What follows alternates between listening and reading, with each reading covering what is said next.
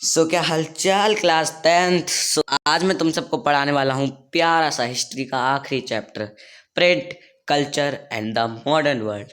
Print क्या था? अरे सिंपल सी बात है। प्रिंट सिंपल सी चीज़ है, जो तुम जो किताबें देखते हो ना, वो सारी प्रिंटेड ही आती हैं कॉपी पे। वो कह सकते हैं कि छपाई जो होती है ना, उसको प्रिंट कहते हैं। अब ये प्रिंट कल्चर कैसे आया था, इसी के बारे में इस चैप्टर में पढ़ना है। तो शुरू करते हैं। Importance of print. अब देखो, प्रिंट की इम्पोर्टेंस बहुत ज़्यादा है, क्योंकि इससे है ना, कह सकते हैं एजुकेशन पे ग्रोथ होती है। जब ज़्यादा किताबें होगी तो लोग ज़्यादा पढ़ पाएंगे, और लोगों के पास इतना टाइम भी नहीं है कि वो हाथ से लिखते रहे, इसलिए प्रिंटिंग से फिर ईजी रहता है। ठीक है। अब देखो, प्रिंट जो है ना, ये भारत में वो चाइना में आया था सबसे पहले, जिसपे हैंड प्रिंटिंग का यूज़ करते थे। चाइना के लोग जो होते थे ना, वो प्रिंट में अकॉर्डियन बुक्स बनाते थे। अब उनको प्रिंट की क्यों ज़रूरत थी? देखो, जैसे हमारे इंडिया में यूपीएससी होता है ना। हाँ, जिसके लोग, तुम ज़्यादातर रील्स देखते रहते हो, यूपीएससी क्रैक कर दी है, अगर तुम्हें कुछ करना है तो आईआईटी करो, जेई करो। ऐसी चाइना में बहुत पहले एग्ज़ाम होता था, सिविल सर्विस एग्ज़ाम। ठीक है।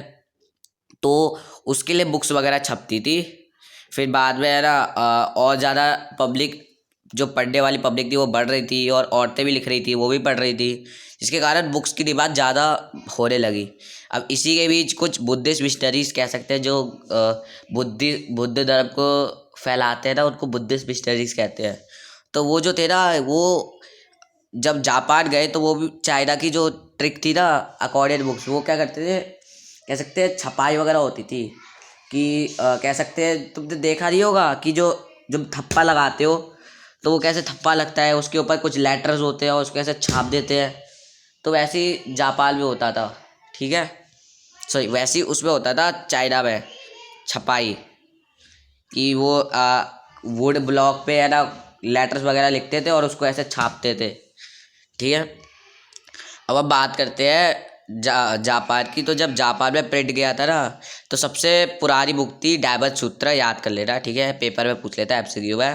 और वहाँ पे वो कीतागावा उतावारो नाम से भी, कीतागावा उतावारो जो थी ना, बहुत बड़ी वो थी, छपाई वाली, क्या कहते हैं इसको, उनने है ना, जो नॉर्मल चीज़ें हो रही है ना, जो जैसे तुम बाहर जा रहे हो, जो तुम है ना टीवी देख रहे हो, उस टाइम पे टीवी भी नहीं होती थी, तुम खिड़की को देख रहे हो, तो ये जो बेसिक बेसिक नॉर्मल चीज़ें थी ना, उनको भी प्रिंट करना शुरू किया। उसको उसने नाम दिया उकियो। जो ये कह सकते हैं, जो एनीमे वगैरह है ना, यहीं से स्टार्ट हुआ था। जो तुम एनीमे में देखते नहीं हो, जो नॉर्मल लाइफ दिखाई जाती है, वही चीज़ का आइडिया कितागावा उतावारो ने ही लाया था। जैसे तुम इसमें देख भी रहे हो, एक पिक है जिसमें एक औरत कुछ ना कुछ लेके जा रही है, कुछ औरतें खाना बना रही हैं, तो इसी को ही बोलते हैं उक्यो, समझे। अब हम बात करते हैं प्रिंट कैसे आया। तो देखो, सिल्क रूट के ज़रिए तो पेपर आ चुका था चाइना से। सिल्क रूट तुमने पढ़ा होगा थर्ड चैप्टर में। लेकिन प्रिंट जब आया था ना, वो आया था मार्को पोलो के द्वारा। मार्को पोलो कौन थे? बहुत बड़े घूमने वाले थे। उनने, डेट याद कर लो, 2095 में चाइना से ये प्रिंट लेके आए थे इटली में। ठीक है। फिर जब इससे प्रिंट वगैरह फैला, अब इससे है ना, लोगों की डिमांड सेटिस्फाई नहीं हो रही थी, क्योंकि लोग कितना भी छाप ले, बुक्स की डिमांड ख़त्म नहीं हो पा रही, क्योंकि पढ़ने वाले लोग बहुत ज़्यादा थे, और आए दिन में नई टाइप की बुक चाहिए थी। तो तुमने वो कहावत नहीं सुनी, need is a reason for invention, need is a mother of invention. यानी कि जितनी ज़रूरत होती है ना, उसी के हिसाब से आविष्कार होता है। तो बस ऐसे ही डिमांड्स को पूरा करने के लिए जोहन गुटेनबर्ग ने है ना, प्रिंटिंग प्रेस का इन्वेंशन किया। अब जोहन भैया कौन है? बहुत मस्त भैया है। ये जो है ना, अमीरों के घर से बिलोंग करते हैं, कह सकते हैं सुन्नियों के घर वाले ही हैं। ठीक है। तो ये जो है ना, जोहन गुटेनबर्ग, इनने बचपन से ऑलिव प्रेस देख रखी है। ऑलिव नाम की, मतलब तुमने ऑलिव सुना है? ये एक वो होता है, कुछ खाने की चीज़ होती है, तो उसका जो जूस निकालते हैं ना, उसको ऐसे दबा देते हैं, तो उसी की मशीन को बोलते हैं ऑलिव प्रेस। और इंडिया है ना, मास्टर थे इस पॉलिशिंग स्टोर्स में, पत्थर की पॉलिशिंग में इन्हें मास्टर कर रखी थी, और ये अच्छे खासे गोल्ड स्मिथ भी थे। तो इनने पता है क्या किया, मोल्ड्स जो होते हैं ना, उसी का ही उनके उनने यूज़ करके लेटर्स बनाए। और देन उन्होंने अपनी उस ओलिव प्रेस को प्रिंटिंग प्रेस में कन्वर्ट कर दिया था 1448 में। ठीक है, इनने पहली बुक छापी थी बाइबल, पूछ लेता है एमसीक्यू में, और इनने 180 बुक छापी थी 3 साल में। समझ पा रहे हो? ये तुम्हें लग रहा होगा कि 180 तो छापी थी भाई, उस टाइप के लिए बहुत ज़्यादा ही बड़ी बात थी। ठीक है, अब बात करें प्रिंटेड रेवोल्यूशन का, तो इसको रेवोल्यूशन क्यों कहते हैं? क्योंकि इससे बहुत सारी चीज़ें हुई थी। मतलब रेवोल्यूशन से तुम क्या समझते हो कि बदलाव होना होगा है? ठीक है, तो यही हुआ था। प्रिंट से बहुत सारे बदलाव हुए थे। ठीक है, पहले के टाइम पे छोटी सी पब्लिक थी जो कि पढ़ पाती थी, लेकिन अब बहुत सारी पब्लिक पढ़ने लगी है। और कुछ ऐसे भी लोग हैं जो कि लोगों को सुनाते हैं स्टोरीज वगैरह बुक से पढ़ पढ़ के। तो प्रिंट वॉज ट्रांसमिटेड ओरली। ठीक है, फिर बात करें प्रिंटर रेवोल्यूशन की, तो कह सकते हैं बुक्स के प्राइस कम हो रहे थे, लोगों को रोज़गार मिल रहा था, वो प्रिंटिंग प्रेस पे काम कर रहे थे। बच्चों को भी मज़े हो रहे थे क्योंकि उन्हें स्टोरी सुनने को मिल रही थी, और साइंटिफिक डिस्कवरीज भी आ रही थी। ठीक है, ऐसे कह सकते हैं बहुत सारी चीज़ें हो रही थी प्रिंटिंग प्रेस की वजह से। ठीक है, ये मैंने बता दिया था प्रिंट ट्रांसमिट होता ओरली। लेकिन देखो, प्रिंटिंग प्रेस से एक दिक्कत आ रही थी, क्योंकि देखो लोग अब छाप सकते थे ना चीज़ें, तो लोग है ना धर्म के लिए भी कुछ चीज़ें छापते थे। कुछ लोग ऐसे होते थे जिन्हें धर्म की कुछ चीज़ें पसंद नहीं होती थी। जैसे धर्म में कोई बुरी चीज़ हो रही है तो वो उसे रोकते भी थे। तो वो वाले जो लोग थे ना, वो प्रिंटिंग से पहले उतना नहीं बोल पाते थे, लेकिन प्रिंटिंग से जब उनकी चीज़ें और लोगों के पीछे जाने लगी ना, तो लोगों को लगा कि हाँ, मतलब मेरे धर्म में ये चीज़ तो गलत हो रही है। तो बस इसलिए जो मोनार्क वगैरह थे ना, जो चर्च वाले लोग थे, उनको डर लगा रहता था कि ये लोग छापेंगे ना, ये तो धोती खोल देगा हमारी। ऐसी जो मोनार्क थे वो भी डर रहे थे कि लोग के अंदर रेवोल्यूशन आ जाएगी, कि ये राजा जी के कितने बजे हैं और हम जनता यहाँ पे पीड़ा में है, तो मारो इस राजा को, वही वाली चीज़ थी।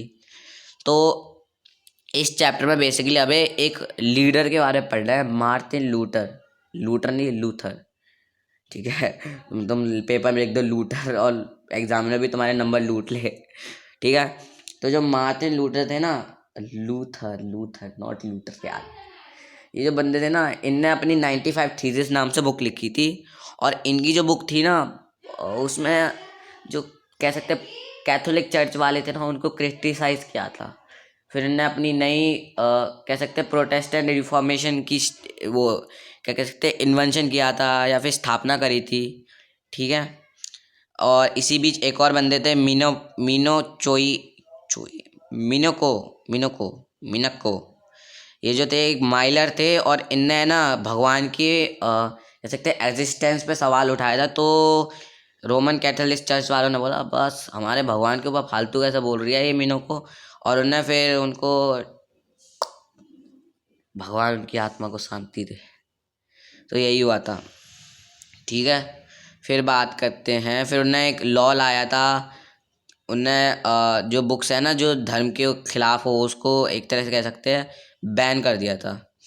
और फिर जो रीडिंग मैनिया आने लगा, लिटरेसी रेट बढ़ चुकी थी, वर्चुअल रीडिंग भी आ रही थी। इसमें एक बंदे हैं कह सकते हैं, क्या नाम था उनका, लुइस सेबेस्टियन मर्शियन। इनने एक चीज लिखी थी, tremble therefore tarot of the world, tremble before the virtual writer. बहुत बढ़िया डायलॉग है, लुइस सेबेस्टियन मर्शियन ने लिखा था। इस डायलॉग्स में बेसिकली उन्हें यही बोला है कि जो राजा वगैरह हैं, ये क्या ही बोलूँ, राजा जी वगैरह को डरना चाहिए हमसे, क्योंकि हमने इन्हें बनाया हुआ है। और इनने एक और डायलॉग बोला था, जो प्रिंटिंग प्रेस है ना बहुत पावरफुल इंजन है, जो कि है ना डेस्पोटिज्म को हटा सकते। डेस्पोटिज्म मतलब वही राजाओं का राज करने वाला शासन।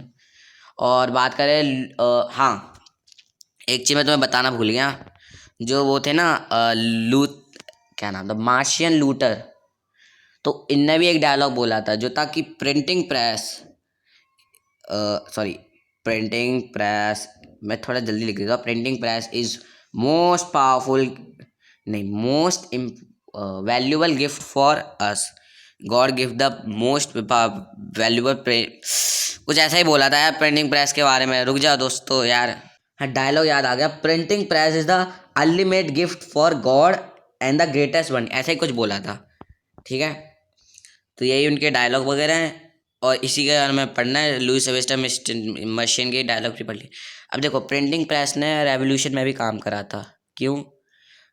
प्रिंटिंग प्रेस ने फ्रेंच रेवोल्यूशन में भी काम करा था, बिकॉज इससे लोगों के अंदर डायलॉग्स ऑफ डिबेट वगैरह की वो आने लगी। लोग चर्चा करते लगते थे। वो जैसे न्यूज़पेपर पढ़ते ना, तो वो सोचते थे कि राजा जी के बारे में ये तो है ही यार, राजा जी, इस बंदे ने सही लिखा है राजा जी के बारे में, राजा जी तो नाचते रहते हैं, हमें कुछ देते नहीं है, गरीबों की दिक्कतें कर रखी है, टैक्स वगैरह देते रहते हैं, ये बंदा सही लिखता है, हमें राजा जी को हटाना चाहिए।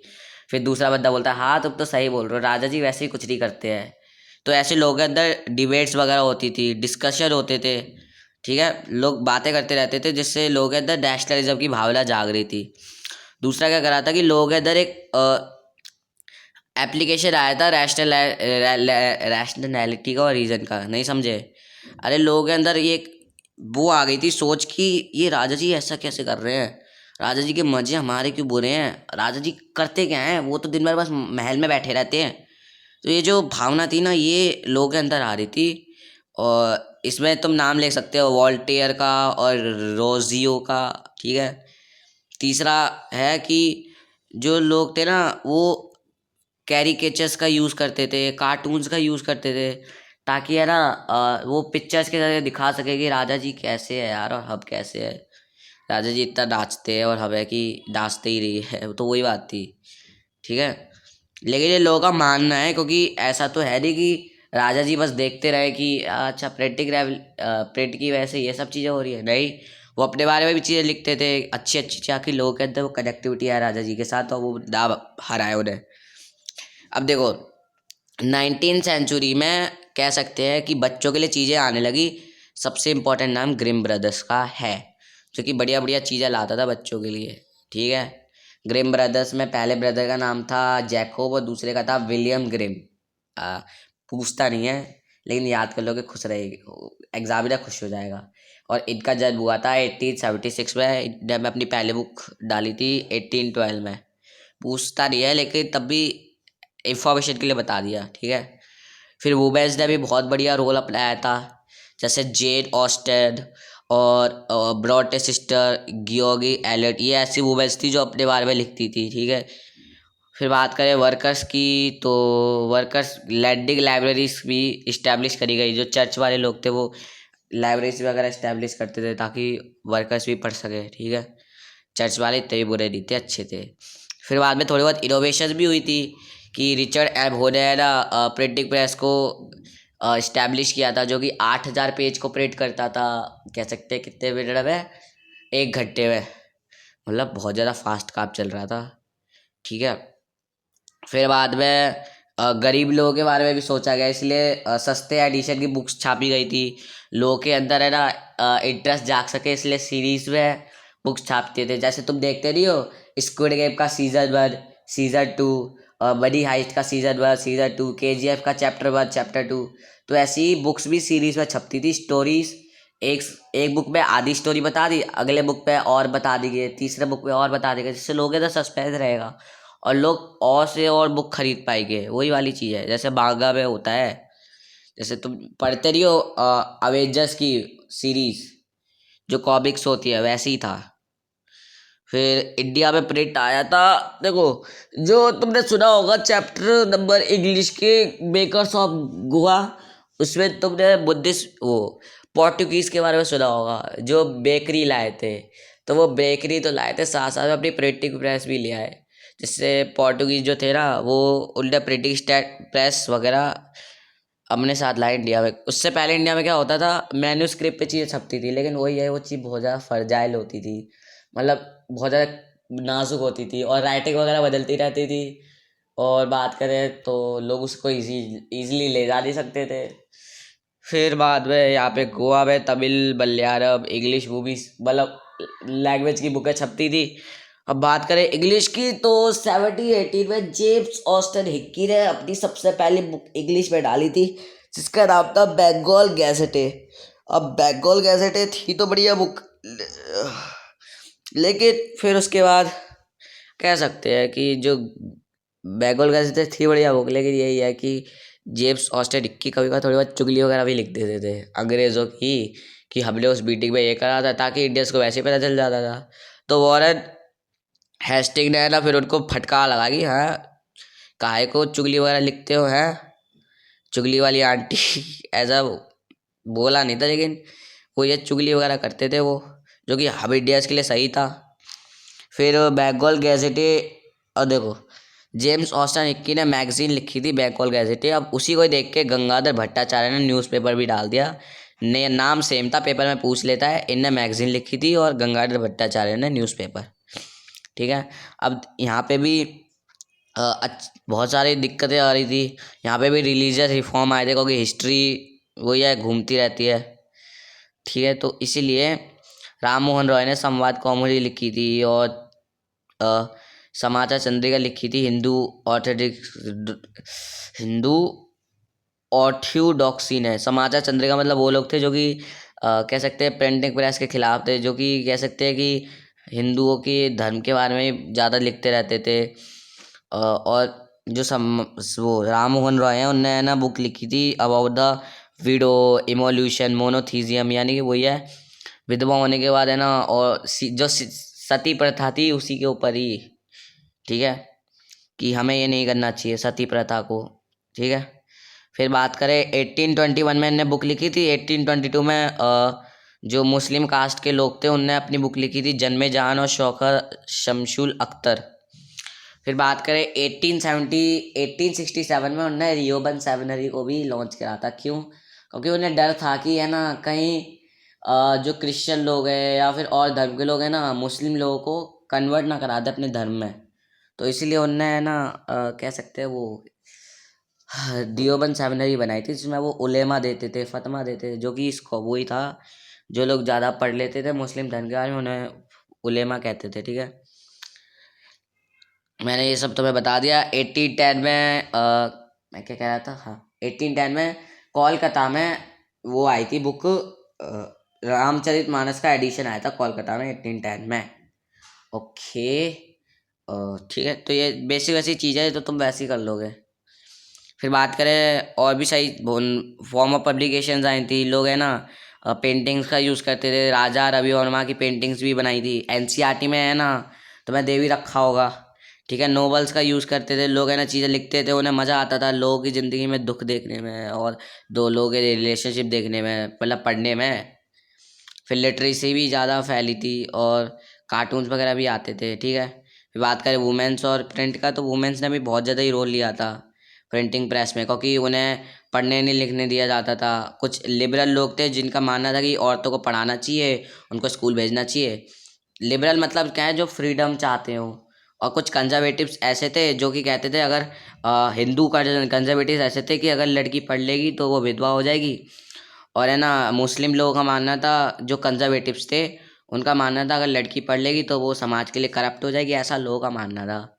लेकिन तुम जानते हो आजकल की लड़कियां पढ़ने के बाद कितना आगे बढ़ गई हैं। ठीक है, तो फिर रशुंदरी देवी जी ने अपनी बुक लिखी 1876 में, अमर जीवान। फिर कैलाशनी भाषनी देवी जी ने अपना एक्सपीरियंस लिखा। फिर ताराबाई शिंदे और पंडिता रामाबाई ने 1880s के टाइम पे अपनी बुक्स लिखी थी। पेपर में पूछ लेता है। अब इतना लिखा लिखी होने के बाद फिर अंग्रेज़ों ने वैनिकुलर एक्ट लगा दिया था। क्यों? क्योंकि तुमने पता है ना 1848 में जो रिवॉल्ट हुआ था, ठीक है, जिसमें मंगल पांडे जी को फांसी भी लगा दी थी, तो उसी रिवॉल्ट में अंग्रेज़ों को पता चल गया था कि प्रिंटिंग ने भी बहुत ज़्यादा रोल अपनाया है, तो उनने बस एक्ट लगा दिया था। लेकिन तब भी हमारे इंडियंस लोग इतने ज़्यादा मस्त थे, उनने एक नाम आया था केसरी नाम से एक बुक लिखी थी। क्या नाम था, नाम याद नहीं आ रहा मुझे। सोधा बाल गंगाधर तिलक ने लिखी थी। ठीक है, तो वही है, फिर वो एक्ट भी वापस ले लिया था। राम चड्ढा ने अपनी बुक लिखी थी स्त्री धर्म विचार की, स्त्रियों को लड़कियों को क्या करना चाहिए। ये सारी बेसिक बेसिक चीज़ें हैं। फिर प्रिंट एंड पुअर पीपल, गरीब लोग भी पढ़ रहे थे, ये सब चीज़ें हैं। फिर ज्योतिबाई फूले में है ना अपनी बुक लिखी थी गुलामगिरी। और ऐसी बी आर अम्बेडकर ने है ना अपनी बुक लिखी थी गुलाम ओ कास्ट सिस्टम के ऊपर ही। ठीक है, ज्योतिबाई फूले की बुक का नाम गुलामगिरी था, 1871 में उन्होंने लिखी थी। और कॉटन मिल वर्कर्स के लिए बुक लिखी गई थी बड़े छोटे का सवाल, किसने लिखी थी? कांची बाबा ने। कहाँ, किसके नाम पे? सुदर्शन चक्र के नाम पे। ठीक है, फिर थोड़ी सी प्रिंट एंड सेंसरशिप भी आई, जो मैंने तुम्हें बता दिया था, वर्नाकुलर एक्ट पास हुआ, यही था बस। और सी सॉरी, ईयर था 1857, सॉरी मैंने 1848 बोला था, गलत है, 1857 था। तो बस यही है, प्यारा सा चैप्टर 20 मिनट में खत्म हो गया, छोटा सा है, ठीक है। मिलता हूँ नेक्स्ट वीडियो में।